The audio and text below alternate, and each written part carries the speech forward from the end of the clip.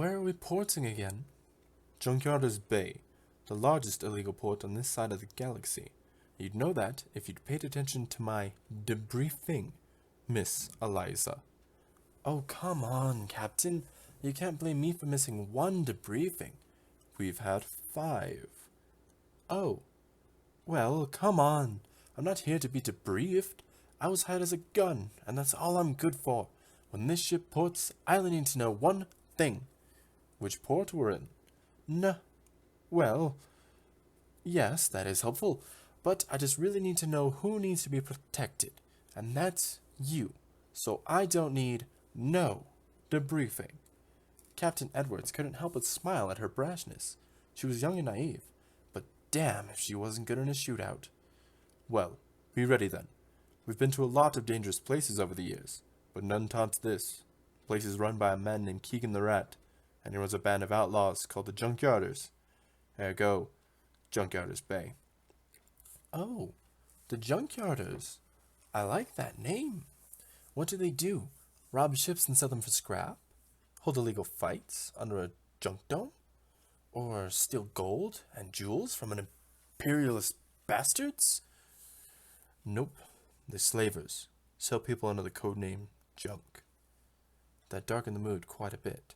Eliza shook her head and sneered a bit. Oh, I see. They're real scum, huh? Oh yes, that's why I need your hand on your gun at all times. Understand me? We're not here for slaves, thank God. But there's still much business to be had.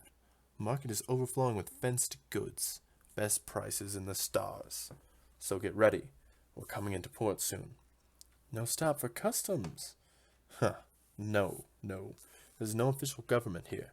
Everyone just agrees to follow the rat's lead, but we technically have to answer to no one. So we just cruise right in and pick a spot.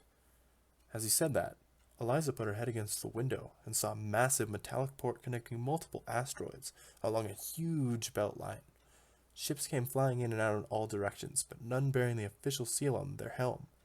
That would be required for all Imperial vessels.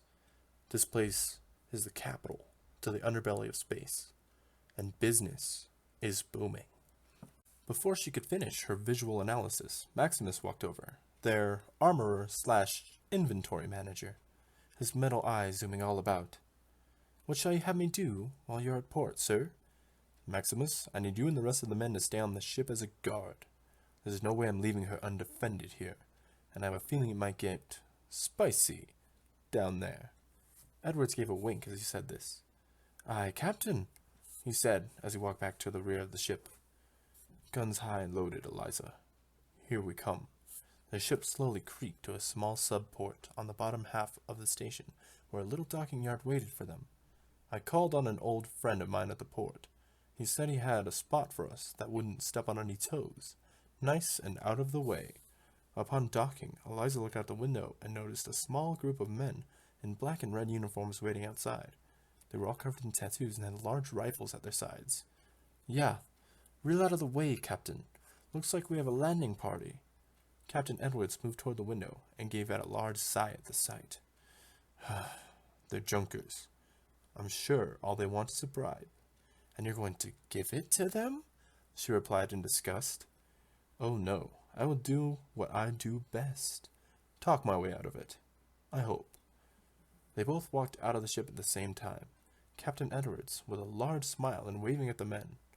Ah, if it isn't the galaxy's finest devils. Name's Captain Edwards. Pleasure. He reached his hand out for a shake, but was greeted with only silence and angry faces.